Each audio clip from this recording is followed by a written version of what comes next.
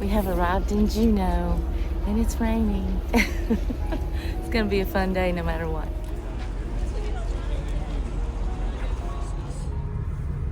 That line will be ours. Aloha. And they'll fit together. Red dot D.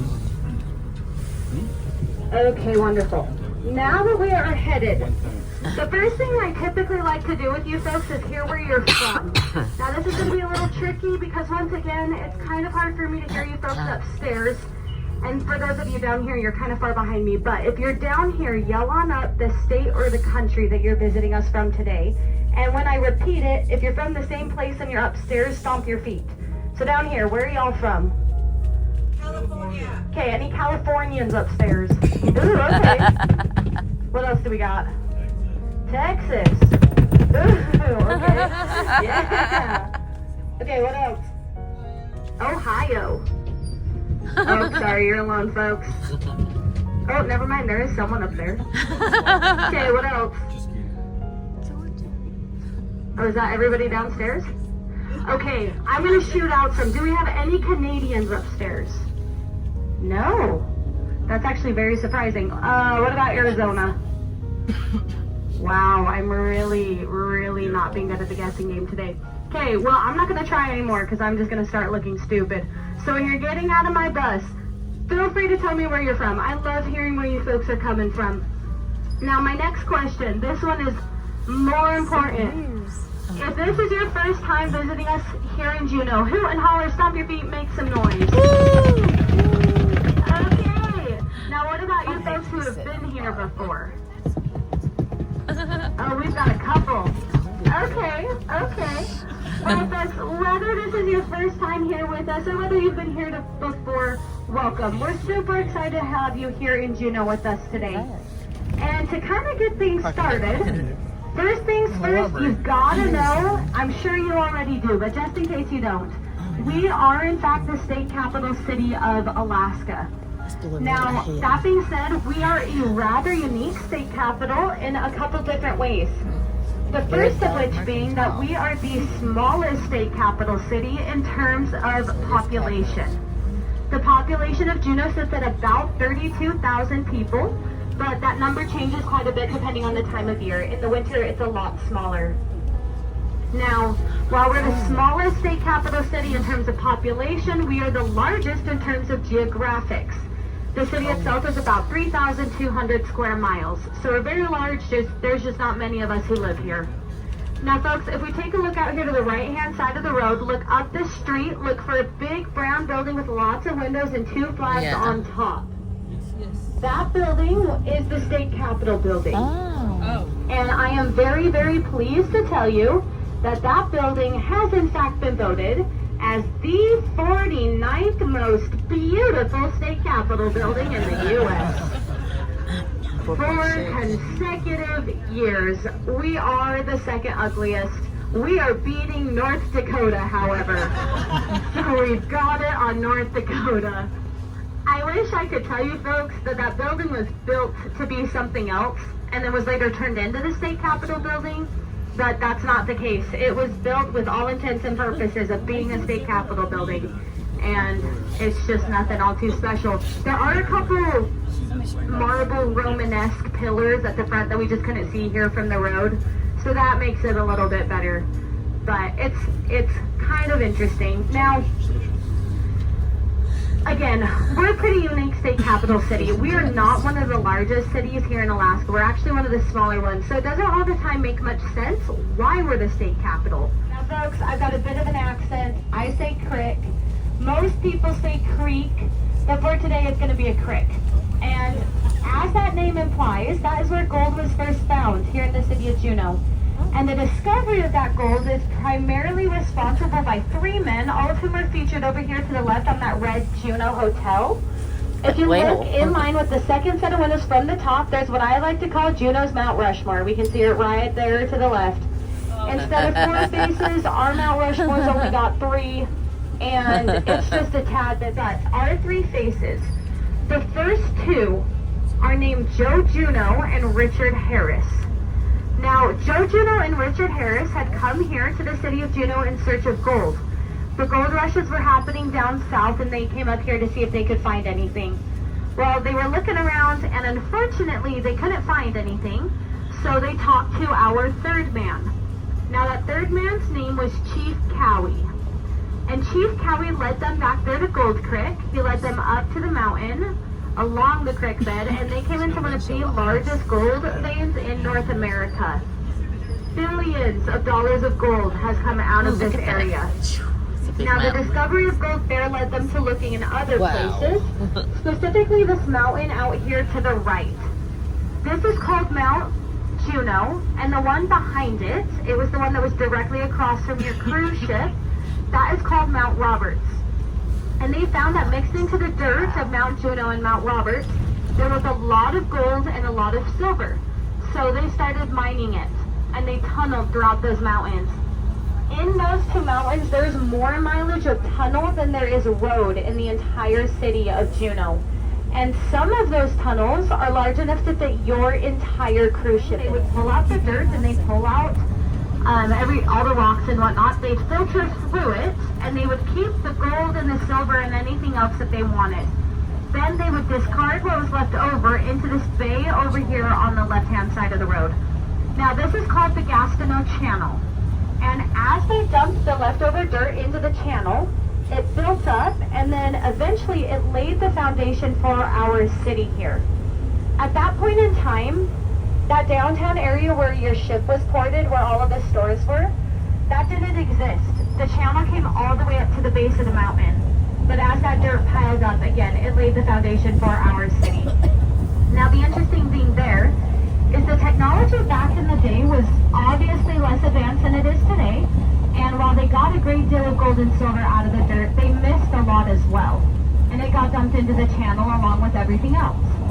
If we could access that dirt today, we could continue to pull out a lot more gold and a lot more silver. However, we can't access it because the city is built on top of it. So when you're walking around in downtown Juneau, you can know that you are quite literally walking on streets paved with gold. It's all just laying right under there, under your feet. Now, our economy today is no longer based out of mining. Instead, our 3 main industries are government. We've got a lot of government jobs being the state capital, tourism, and then some fishing. Now, speaking of fishing, just over here to the left-hand side of the road, we're coming up alongside this gray building with the red roof. This is the Macaulay Salmon Hatchery. Again, it's just out here to the left right now. Now, our salmon hatchery, along with all of the others, has been built to combat the decline of the salmon population, which in recent years has been largely due to overfishing. The success rate of spawning is about 10%. 10% of all salmon eggs laid will be successfully fertilized and then will later hatch to become a salmon. In our hatchery, we've upped that percentage from 10% to 90%. And with that 80% increase, we have over 100 million fish leaving every single year. Now, they'll live a couple years here in freshwater at that point, and then they will move out to saltwater, where they'll live anywhere from about 5 to 7 years. That time range will kind of change depending on the species. Folks, we've got a bald eagle out here on the left-hand side. We're coming up along it. It's on that lamppost. Where is it? But again, they'll spend some time out in saltwater, and then at the end of their life cycles, they will return to freshwater. Over probably one of the most popular types of salmon, which is the king. King salmon is the largest of all the species, so that's our middle finger because that's the largest finger. Now, we're coming into eagle territory. If we take a look over here to the right-hand side, look in this field. There's lots of eagles that'll sit in the grasses or up in the trees. Look for all the white golf ball heads. There's also There's one one, sitting. actually two on either hand of the road right now. They're up on the lampposts. Again, look for those white golf heads. Now over here to the right, we're coming up along a couple birds on that stump. If they're in the grasses, they don't have the white heads. Instead, these are just brown and white speckled. Those are still bald eagles. Those are just juveniles.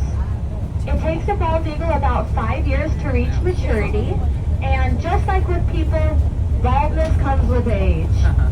So it takes all 5 years for that white There's one. head to Look truly at that. develop. Oh, cool. Now, if you wanted to see bald eagles, you really did come to the right spot. We have the largest population of bald eagles per square capita as anywhere else in the world. We've got 30,000 of them that like to live here, and if you remember my population count for people from earlier, which is 32,000, we have almost as many bald eagles here as we do humans. They really are everywhere. So throughout your day today, make sure you're keeping your eyes open and you're sure to see some more. Now, we're about to pass by an eagle's nest. It's going to be on the right-hand side of the road. We're looking for 3 tall evergreen trees right in a row, and the middle tree has its top cut off. It's in that tree over to the right-hand side that we can see some twigs. This tree is directly in front of us right now. Again, it's on the right-hand side of the road. We're looking for the tree with its top cut off, and it's over in the right-hand side of that tree. We're coming up alongside it right now, so take a look outside your right-hand windows. Now folks, when I first moved up here, I was pretty intrigued as to how in the world birds are finding flat trees like that to build in. I'm not originally from here, and so I just didn't really know. And so I asked someone that I work with. I work with a guy who's part of the Tlingit tribe. His family's been here for generations. I figured he would have an answer for me, and folks, we are in luck, he did.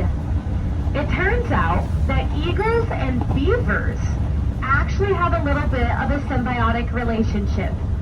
And when two eagles want to build in the top of a tree like that, they're going to go around in the area and find a normal tree that they think looks pretty good. Once they find that tree, they're going to go around and look until they find a beaver. Now once they find themselves their little beaver friends, they're going to fly on down, they're going to pick him up, they're going to fly him on up to their tree where they want to cut off, drop him off. A couple hours later, the top of that tree is going to pop right off. They'll pick him up, fly him down to it. He'll take it back to add on to his dam, and the eagles now have a place to build. However, every so often, we do get a beaver that was not quite expecting his joyride that day. And when this really big bird with these really long claws starts flying at it, it gets a little scared, and rightly so. I think I'd be pretty intimidated as well. And so at this moment, it's going to start running away. Now what's going to happen when this is happening is our eagle's going to fly on in behind the beaver. He's going to reach on out, and he's going to grab a hold of that beaver's hind leg. And he's going to start pulling on its leg, just like I'm pulling on all of yours. No, unfortunately, eagles and beavers do not have a symbiotic relationship. I wish. I think that would be pretty cool. But instead, what's going to happen when eagles want to build in a tree like that? They're going to go and they're going to find a tree with a softer wood. They typically go towards the Sitka spruce, which is the state tree here. The Sitka spruce has got a soft enough wood that they're going to use their beaks and they're going to use their claws to chop away at it until it falls off. So they themselves will actually remove the upper portion of that tree. I think the beaver story is a bit more fun though. Yeah. Oh, thank you. I can hear your Okay, now once the eagles have reached maturity, and again, that comes out about age 5, they're going to decide that it's time to find a mate. And once they find their mate, those two will stick together for the rest of their lives.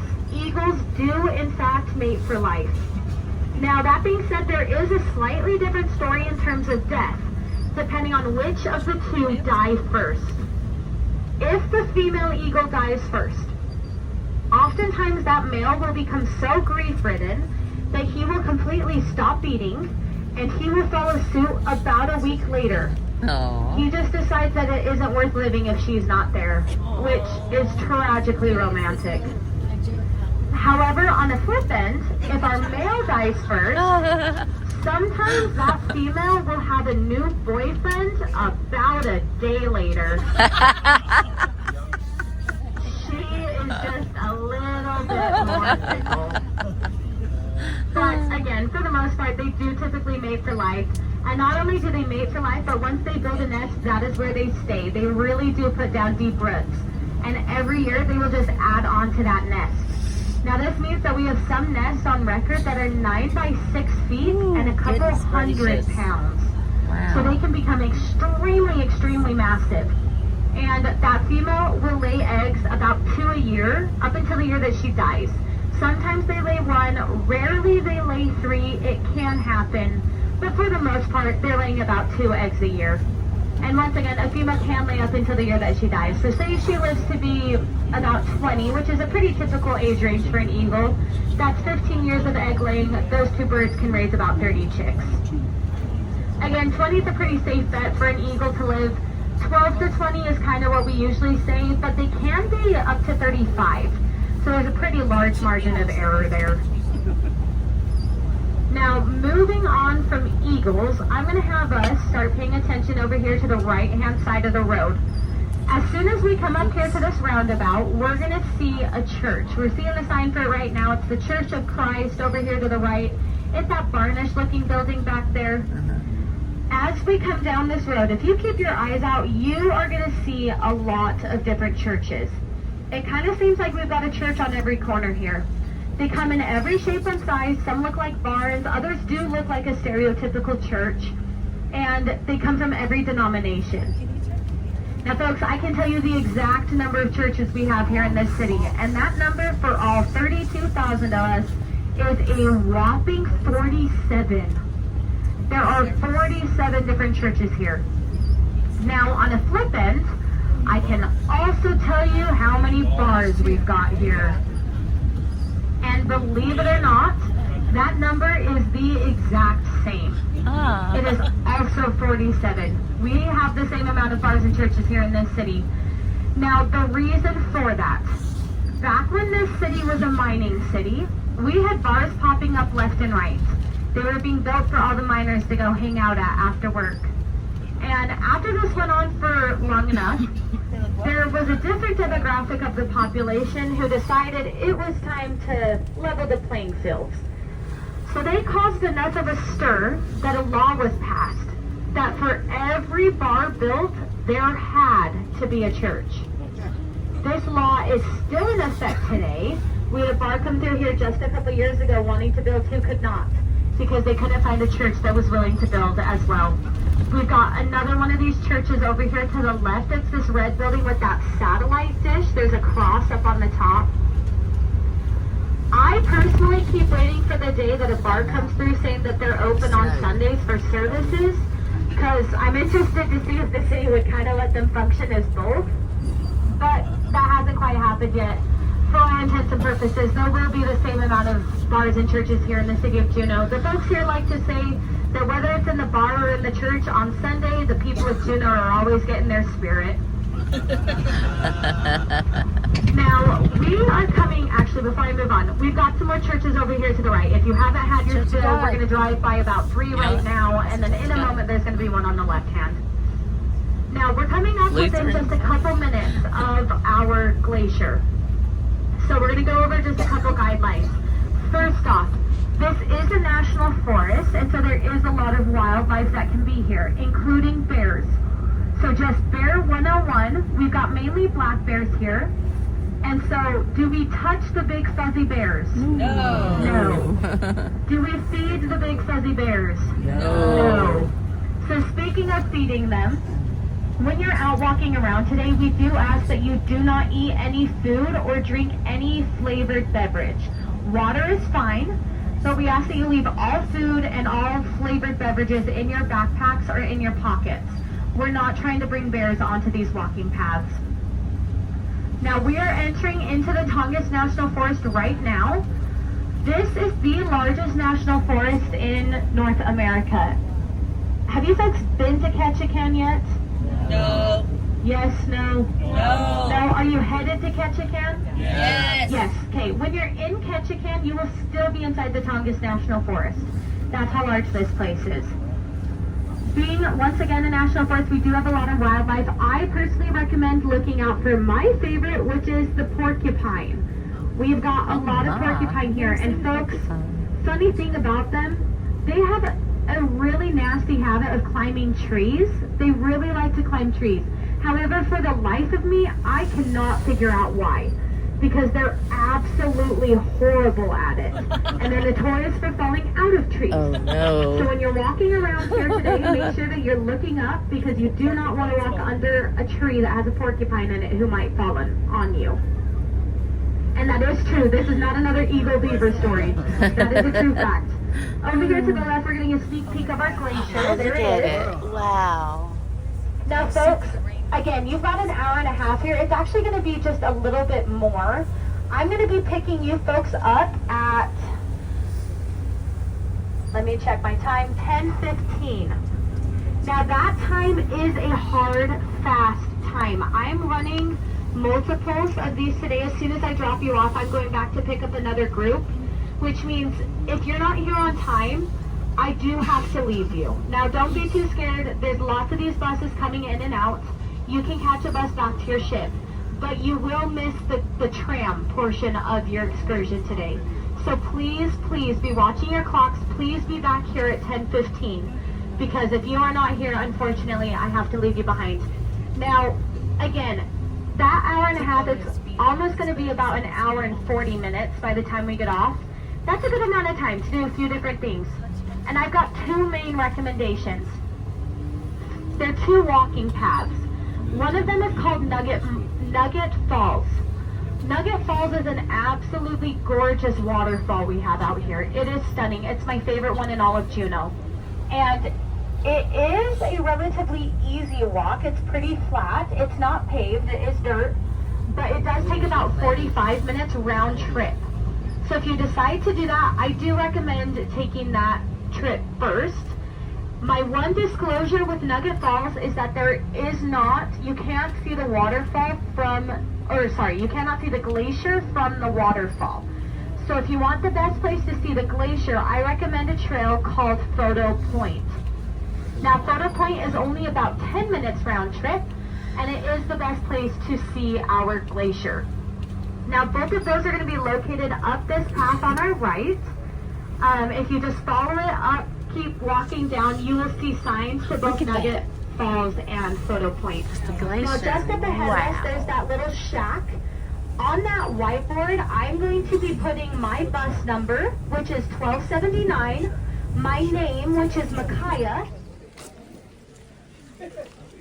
Wow. Walk over there and see. Guys, we just took the bus to Mendenhall Glacier Visitor Center. Oh my goodness, look at that glacier.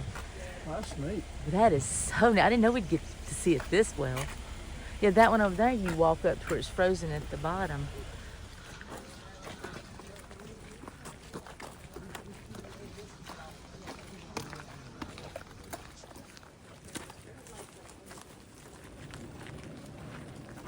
All right, the Hubs is going to embark on the Nugget Falls Trail. Get us some footage. Yeah, I'm off. Play dead if you see a bear, right? Don't scream and holler. And if a porcupine falls out of the trail on your head, play dead too. I'll probably It's gonna hurt. The bear. Do you want your umbrella? No, I got the same place. Okay, bye. I'm going on Photo Point Trail. And this is a bear trail. Oh my, Terry, what if I find a bear? I'm by myself. Oh my goodness, please don't let me see a bear. I want to see it, but I don't want to be alone when I see it.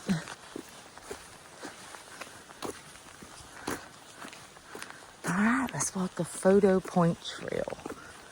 I don't think, Terry doesn't film as much as I do, so he probably will not film the trail up to Nugget Falls. Look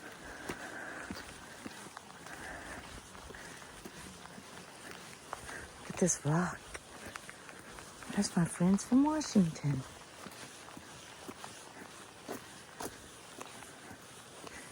Entrance written in stone.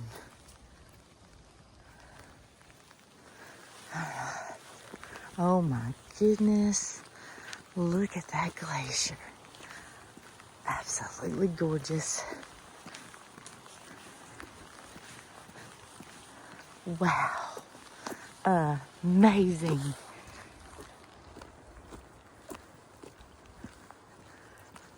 Amazing.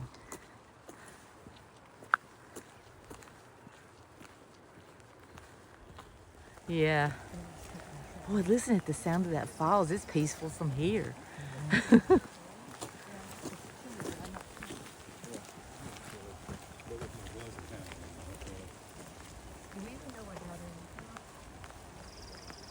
Guys, this is beautiful. Even in the rain, which that's how I picture Alaska anyway, in the rain.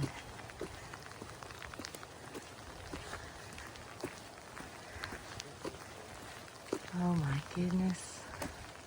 Awesome. Awesome. Look at that glacier.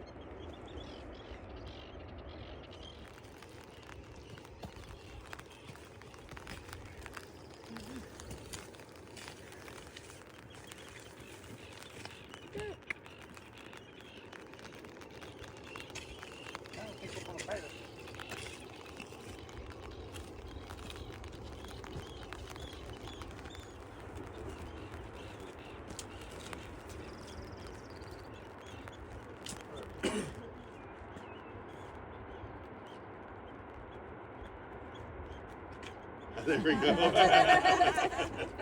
Little souvenir for y'all.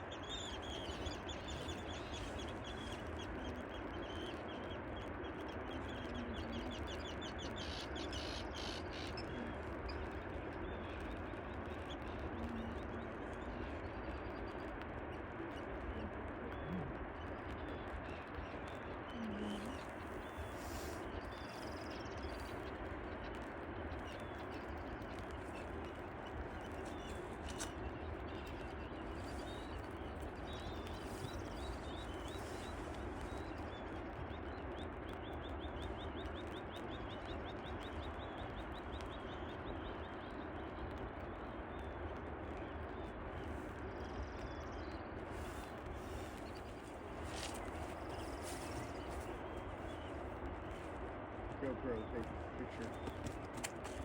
GoPro, take picture.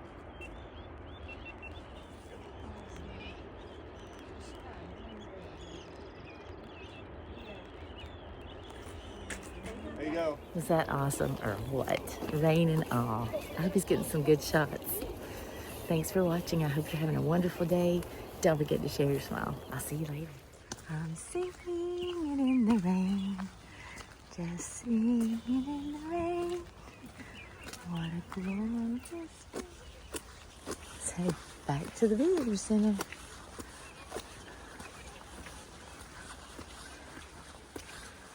I decided to walk to the falls, and the bus driver said this was a dirt trail. It's paved, but they say it's a bear trail. I'm trying to stick close to people since the hubs is already out here. Can't wait. Nice little trail. Meeting a lot of people coming back. But you can hear the falls already. Cool.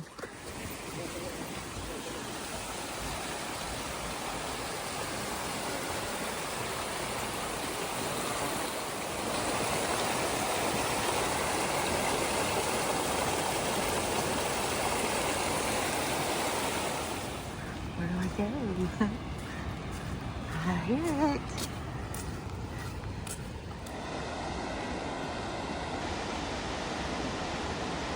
Awesome.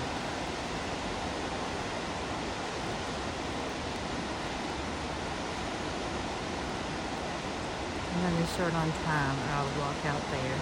I don't want to get left here. So cool. There's Nugget Falls. It's beautiful as can be. Love it. And it's still raining.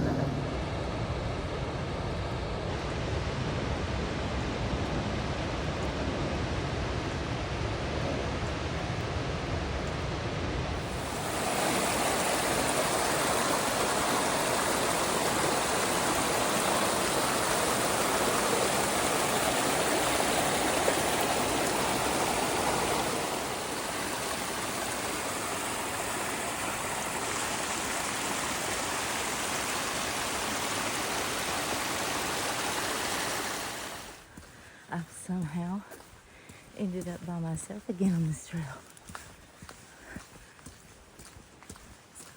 Don't want to see a bear by myself. That's a big rock. It's taller than me. It's a nice little stroll. I've always wanted to take a hike in Alaska, but I think in my mind it wasn't paved, but since it's rainy and gooey, I'm glad it's paved. I love all the little streams running off the mountain. I wonder if that used to be a trail or is going to be a trail.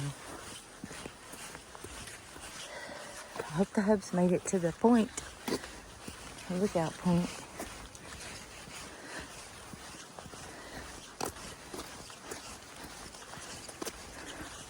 I see people. Yay! I'm by myself again. Oh, more people. We're almost catching up to them. Yay! Hope you've enjoyed this, seeing the falls and the glacier. And that's a 2+1 bonus, right? Or 1+1 bonus. And we are about to go to the tram that goes up the mountain. You can see the ships and whatever else there is to see up at the top. My fear of heights, I'm trying not to think about it. So hopefully it'll be okay.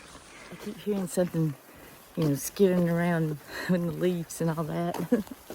I'm just waiting for it to make an entrance so I can yelp or pass out.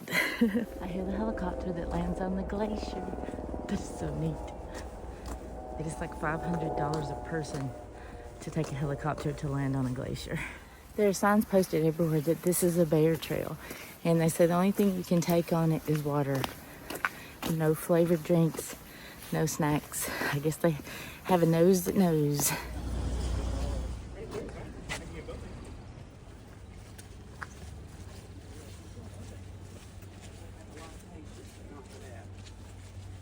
That's a nice little sit down. And we had a preview.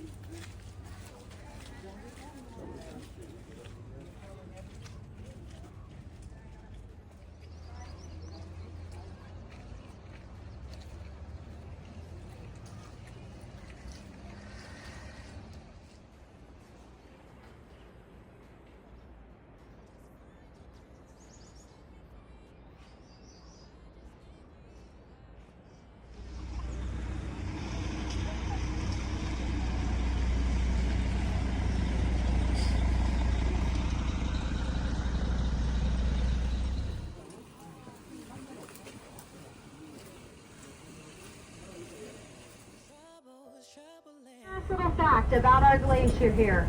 Does anybody know why our glacier is blue? It's especially blue today. It's because it's so very sad to see you go. Aww. There's my one dad joke of the day for you guys. No, the real reason why glaciers are blue, by the time that we're seeing this ice, it has been pressed and compacted for thousands of years. It's very old. And it's become so dense that the only wavelength that can make its way out is the shortest, which is blue. So blue is the only color that can be reflected off of the ice. See, there it is. Now, as you start coming down here, I'm going to have you start looking off the road through those trees, and we're going to see another creek bed running through here. This is called Steep Creek, and this is a salmon spawning area. Now, just as soon as we come past this tall tree on my left, look in the, oh, this fog might be covering it. Never mind, we may not be able to see it today. Ah, bummer. There's a little waterfall up there in the trees that feeds this creek. But like I said, this is a salmon spawning area. And if you remember what I said earlier about how salmon will return to the exact place that they're born, this is one of those areas. So when a salmon is born here, it imprints on this place, and then it will return here at the end of its lifetime. Now, as we start coming down this road, I'm going to have you start looking to the right and the left in the evergreen trees. We're going to be looking for a light green flossy looking stuff that's going to be hanging off of the trees. We've got some out here to the left. Again, just look in the trees, you can see that light green flossy stuff. On the right hand side of the road, just as soon as we come around this corner, we're going to come to where that beaver dam has killed off those trees. It'll be really, really easy to see this light green stuff on those dead trees. Now, this is not a disease. It sometimes kind of looks like it, especially just around this corner on those dead trees, but it's not. It's a lichen that grows out here. Now you can really see it out there to the right. Oh, hello, person. This lichen has got a bit of a funny name. It is called old man's beard. And the reason I point out old man's beard is not just because of the funny name, but it's really, really finicky and picky where it will grow. And it will only grow in places that has the purest air quality. So when you're seeing it out here in these areas, you can know that you are quite literally breathing in some of the cleanest air the world has to offer. Because if it wasn't super clean, it wouldn't grow. As we keep driving out here, you'll continue to see it. But as we get closer and closer to downtown, you'll start seeing it less and less. And by the time that we're back to your ship, you will not see it anymore. The high traffic concentration down there between these vehicles and the ships makes enough of a difference that it will not grow there. But out here, it's pretty much everywhere. Now, as we keep coming out here, I have got a story for you folks. It's got to do with our glacier up there. As you folks have now seen, us bus drivers are pretty careful to try and do whatever we can to not leave anybody behind up there at the glacier. Admittedly, when we get there, we do try to scare you just a little bit so that you're super aware of the time that we're leaving. We repeat it a million times. As you're getting on the bus, I was counting all of the cards that you were giving me to see how many had gotten back on my bus. And then like you saw me do, sometimes we'll even walk through and do a double count just to make sure that we have everybody on board. Unfortunately, however, sometimes it does happen that somebody's missing. And a couple of years ago, I had a coworker up here who had done all of the things that I had just mentioned, and she was missing one person. So she got on, and the first thing that she did was she asked everybody on board if they knew who was missing. Oh, we're just gonna go through this. Sorry, folks. I got to the point that stopping was gonna not be a very comfortable experience. Anyways, she realized that she was missing a person, and so she asked everybody on board if they knew who was missing. Was anybody missing a spouse, maybe a travel partner, a child, or did they just happen to know who was gone? Well, nobody on board knew. So what she did next was she radioed down to our base, and she told them, okay, I'm up here at the glacier, but I'm missing one person. What do you want me to do? They asked her if she could stick around for 5 minutes, and 5 minutes came and went, and there was still no show. So she radioed back to base and she said, okay, it's been 5 minutes, but I'm taking my folks out whale watching next. Now, something you've got to know about those whale watching tours. Even if an entire bus full of people is not there, but it's time for that boat to leave, it will leave. It will leave an entire bus full of people. So us bus drivers are super, super careful to try and make sure that we are never, ever late to those tours, because we don't want to be the reason that you folks miss the tour you paid for. So she tells base, I'm taking my folks out whale watching next, and if I don't leave here soon, everybody is going to miss their tour. So they tell her, okay, you get moving, you get your folks out whale watching, we will track down your missing person, and we will get them on a bus headed back to their ship. Well, she's out to about where we are right now when she gets a radio back from base, and they say, okay, we have tracked down your missing person. Do you have enough time to come back and pick her up so that she can also go whale watching?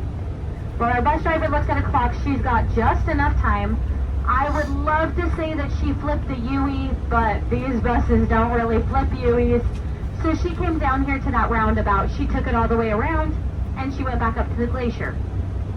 Now, she was pulling into that spot that I pulled into, and as she pulled up, she saw her missing person, and she recognized this sweet old lady who was chatting with the park ranger. Now, she parks her bus, and she's expecting this lady to come get on her bus, but this lady just keeps chatting with the forest ranger. She's talking up a storm. You can see the forest ranger's kind of trying to usher her over to the bus, and she's finally convinced to go take her seat.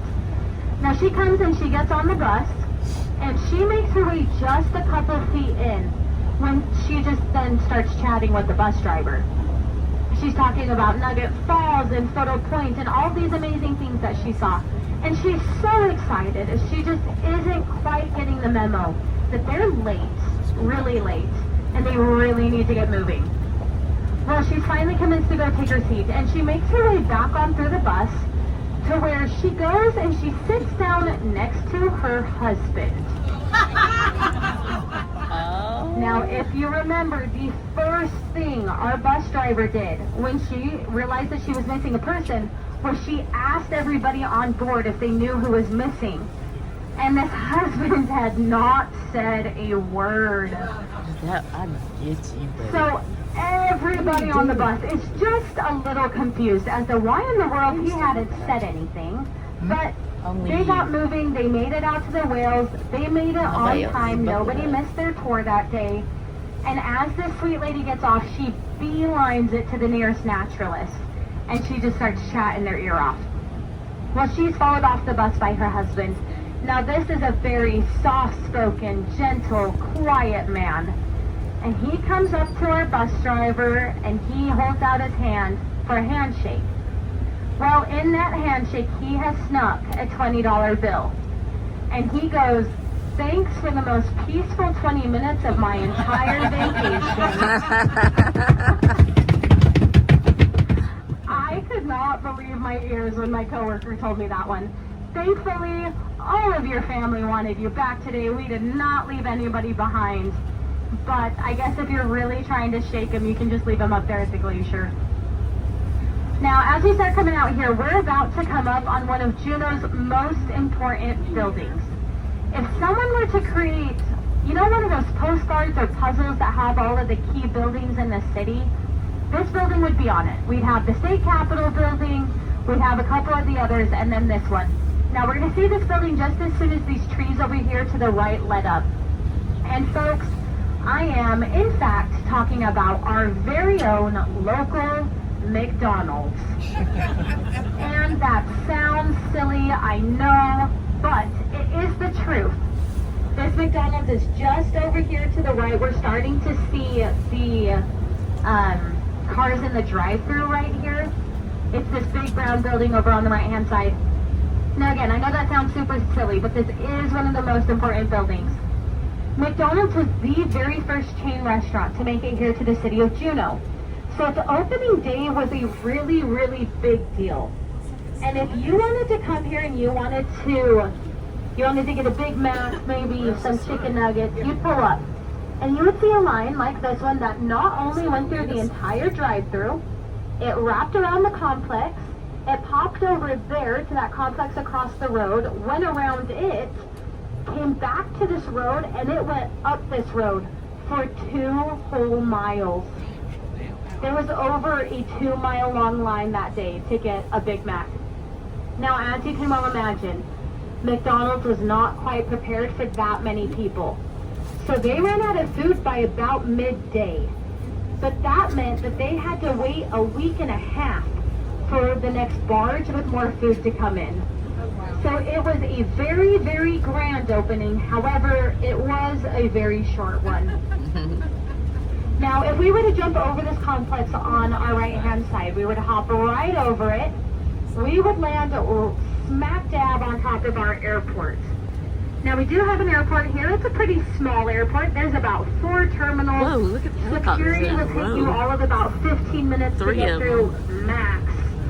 But Maybe it into is the considered glaciers. an international airport. Now, it's considered international because we have got 1 flight every single week that'll take you to Canada. Otherwise, it goes to other parts in Alaska and then down to Seattle, Washington.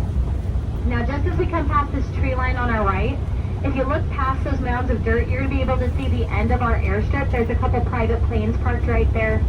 This is the end of our airfield. Now, my all-time favorite story here in Juneau has to do with that airport.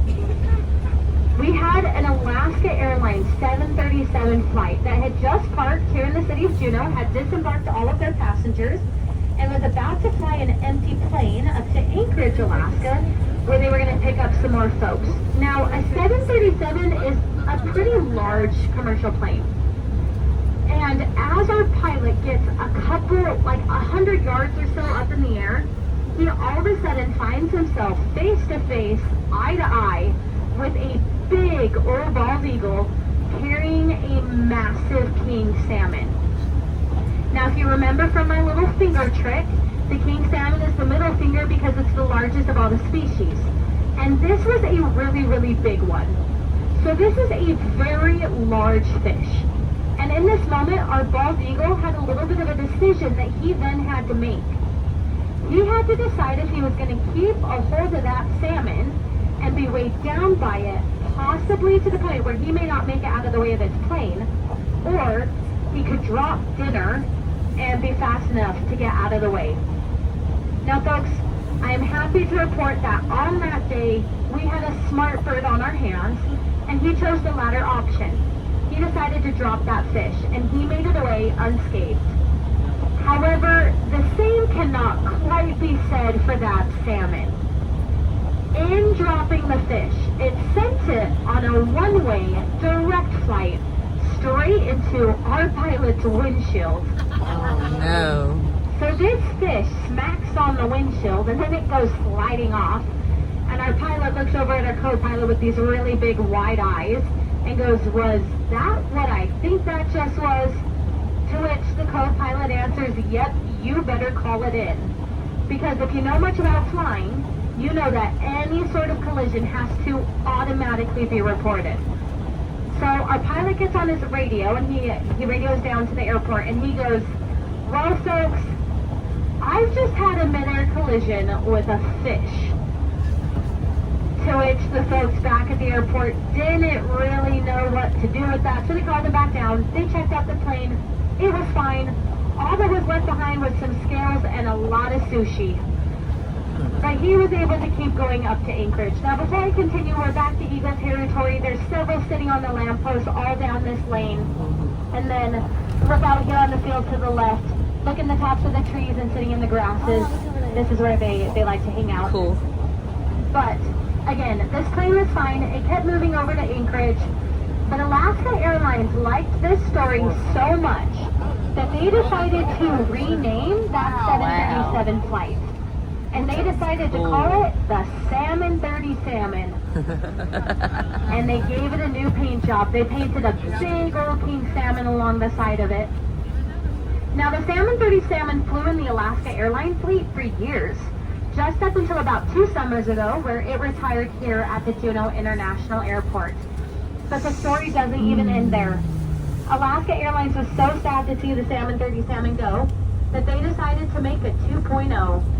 And they deemed a new 737 as the Salmon 30 Salmon 2.0. And instead of painting a realistic salmon along the side of it, they decided to embrace the Tlingit artwork, the native artwork for it. And so they painted it in blue and white, the artwork for salmon. It looks a lot like a totem pole kind of would. And that plane is still currently flying. So if you Google the Alaska Airlines Salmon 30 Salmon, you will see both planes.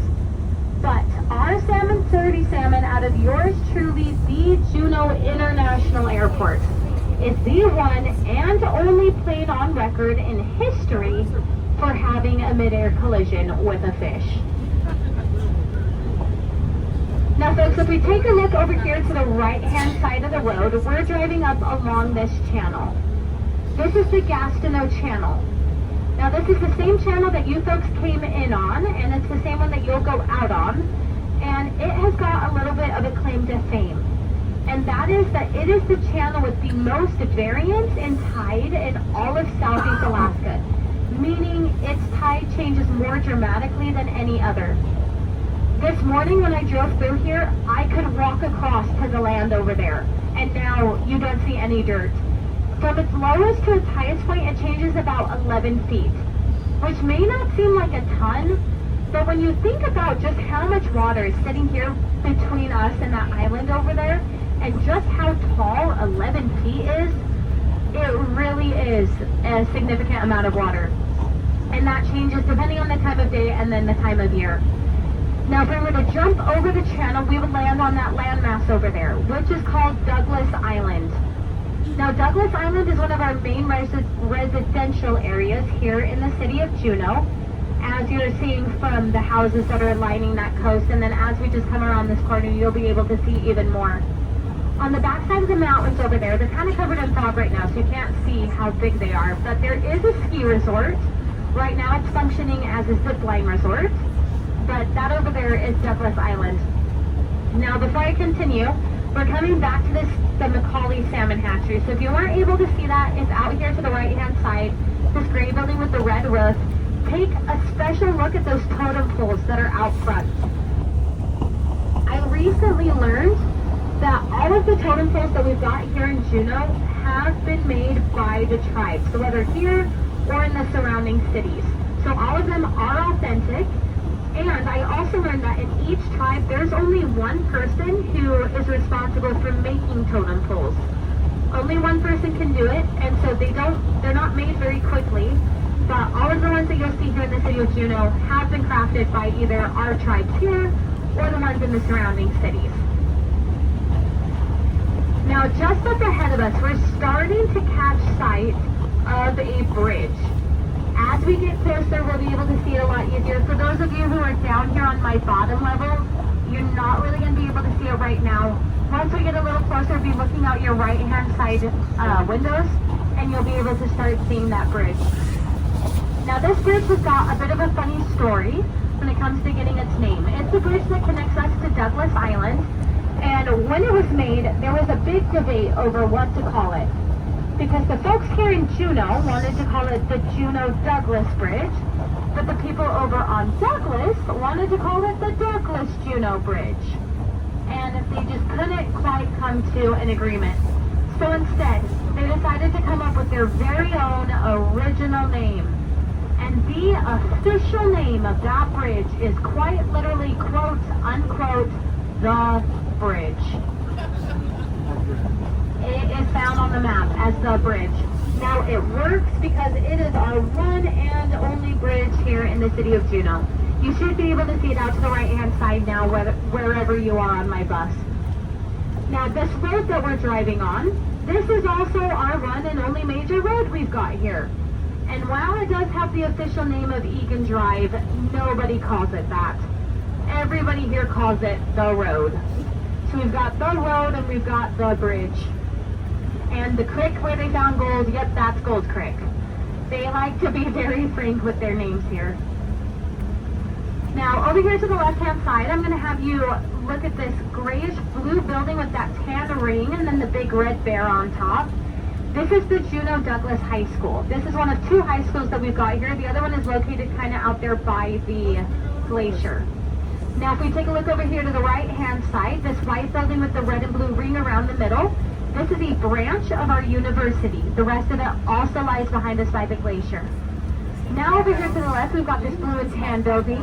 This is an elementary school. And just past it, that solid blue building by this playground, this is a preschool. If you were to take about a 1-mile ring here, you would also find a hospital, a nursing home, and a cemetery. So we like to call this area the Circle of Life because we have got everything from birth to grave all right here in this area. Now I'm going to have you look at this flag directly out here to the left. It's that solid navy color with the stars on it. Before I tell you what it is, if you keep looking at these flags down this street, these are the flags of the 50 U.S. states. So you should be able to find your state flag. If you're from Texas, she's just over here to the right.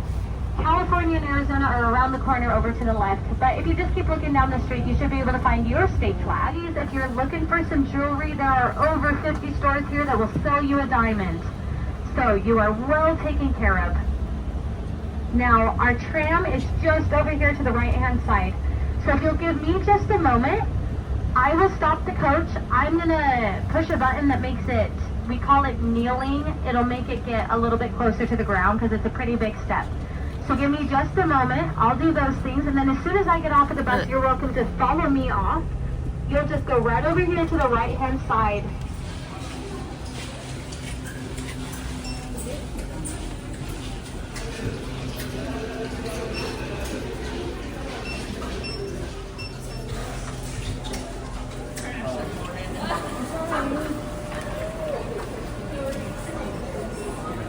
This one's called the Eagle Park. This one's called the Raven Park. Cool.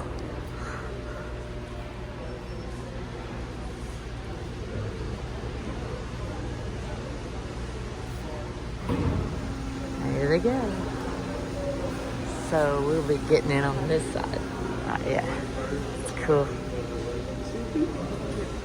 We actually have crows and ravens. Crows are smaller in stature than the ravens. Ravens are about that big. That looks so smooth. And they're not very smart. Ravens are not. Ravens are smart. Crows are not. At least our crows aren't smart. I've watched one fly into my collecting food in my windshield. I was driving last summer. I hit it. I was very upset. No, I was only going 20. Like I saw the flock of crows and I was like, oh no, I'm gonna hit one. I don't want to hit a bird. I don't want to hit him. And I was driving slowly so I wouldn't hit it. And he came out of the bush at the last second. Like there's always that one straggler in the crowd of birds. Came out of the bush and just, and I pulled over.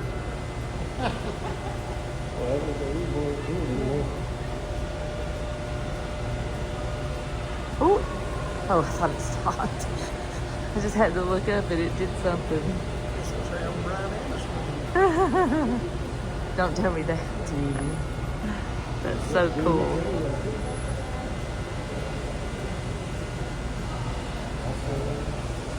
Comes in nice and easy.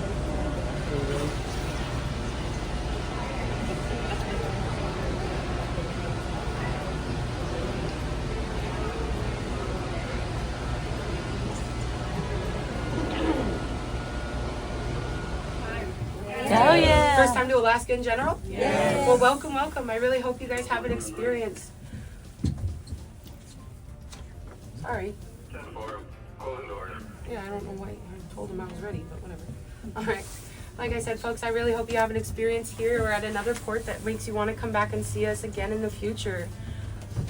And here in a moment, we're going to have a little jolt. That little jolt is nothing to be afraid of, folks. It's just what's going to help us go up the mountain this morning. You guys ready? Maybe. Awesome. We're going to try that one more time. You guys ready? Ready. There we go. Thank you. It sounded a little Ishan, and Ishan is a poor thing in the Tlingit language. It just sounded sad. I'm just in a good mood today, folks. It's been a wonderful day so far. The rain is out. I'm happy. I don't know. Like I said, folks, in just a moment, that jolt is going to help us go up the mountain. We're just waiting on Raven or Eagle Car to load their passengers up. Once that bell goes off, that jolt will send us up. Folks, let's see here. Where do I start with? Okay. I guess I should introduce myself, huh? That might help. That way you don't think some strange lady's just talking to you the whole time. Oh, Yakaesu Tat. Finish Chish Hachi Gudi. Achtu Sigu Achsatini. Kendria Makeli Yuchat Duasak. Shayenak Yuchat Duasak. Chok Na Khatsati. Guna. Kagwantan Ayakat. Chukanadi Ayakat. What I said, folks, in the Tlingit language or the Tlingit language is said, good morning. Thank you for being here, folks. It's lovely to see your faces, and I'm happy that you're here with us today. Oh, I also told you guys a little bit about myself. My name is Kendria. My Tlingit name is Shayenak, but you can call me by my tax-paying name, which is Kendria. It's a lot easier to remember and a couple less vowels to remember. We are on our way. I also told you what clans I'm from, folks. I'm from the Kagwantan clan from Haines and Clickwan area. That's the Eagle Wolf clans. And the Chukanadi clan, which is the Eagle Bear clan from the Icy Bay Puna area.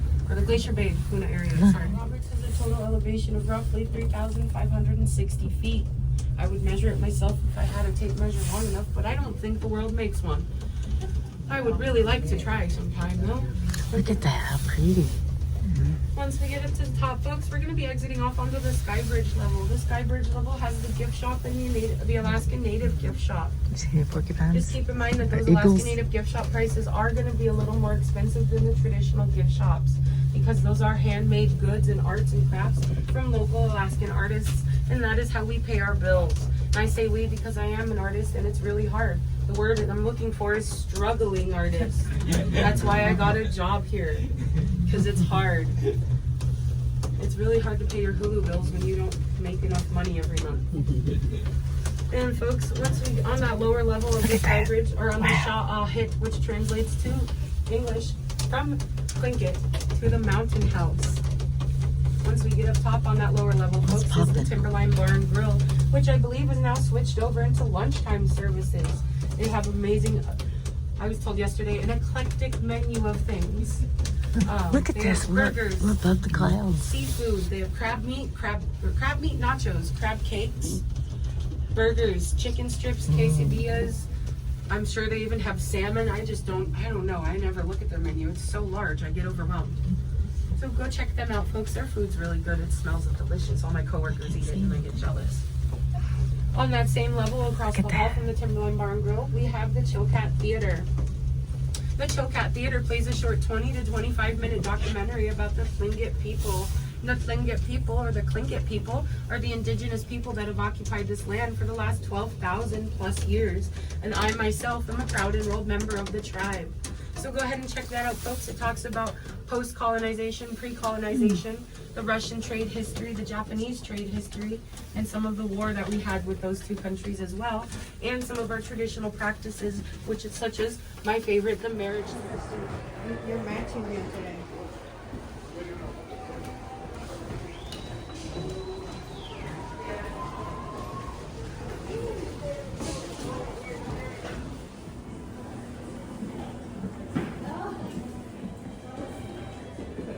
Upstairs was the gift shop and the restrooms. Let's go down. Another gift shop, bar, and a restaurant, and a movie theater.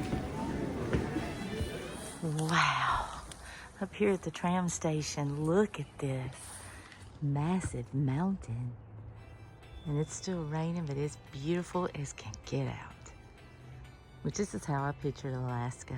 Rainy, snowy, loving it. We're up here in these trees. Oh, they must be at the trail.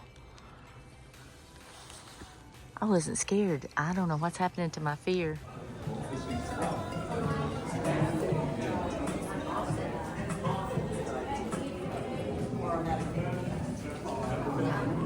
Oh man, look at the skins. A goat and two bears. Oh my. Antler.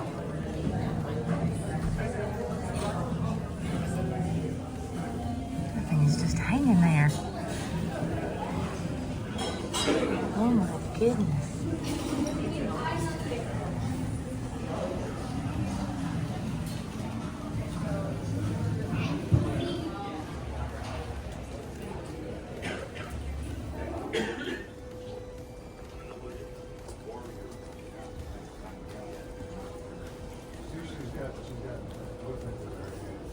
There is the bridge.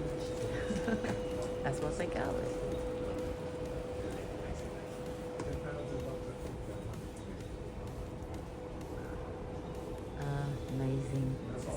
Juneau, Alaska.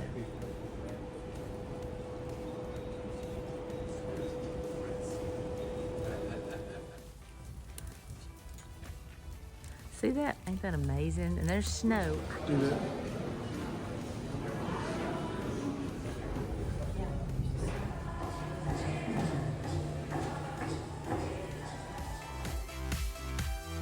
You guys, but feel free to chit chat and walk around.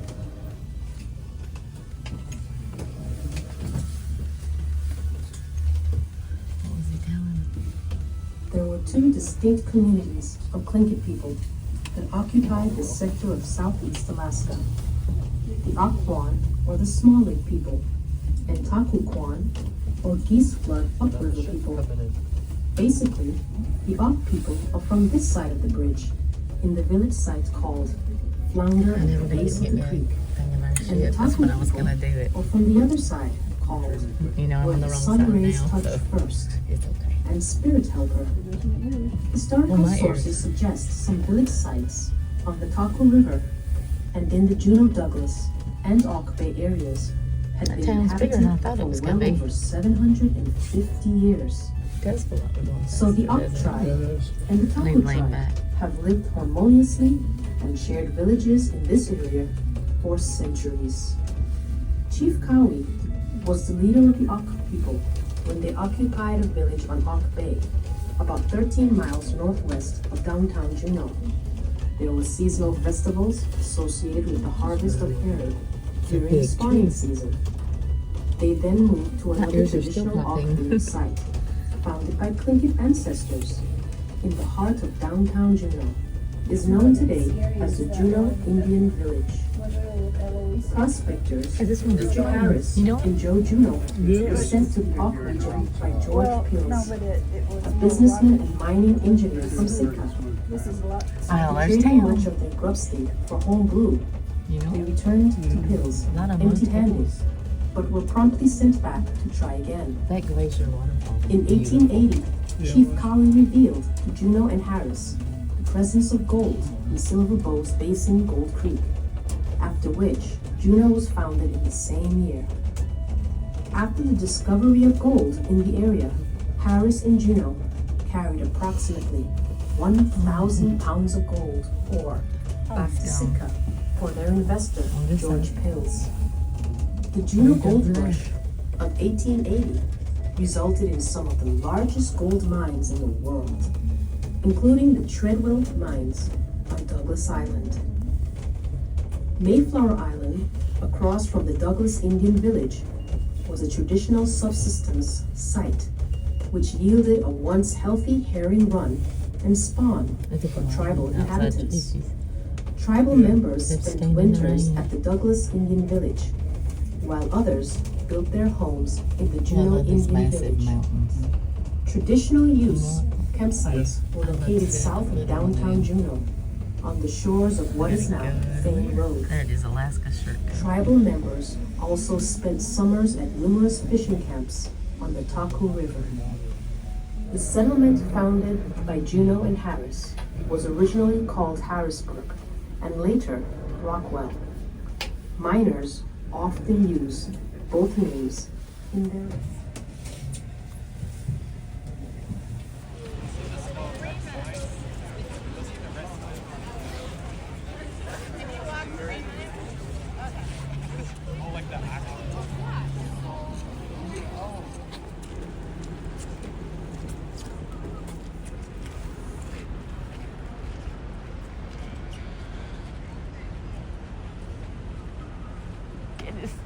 Where's the top of this thing?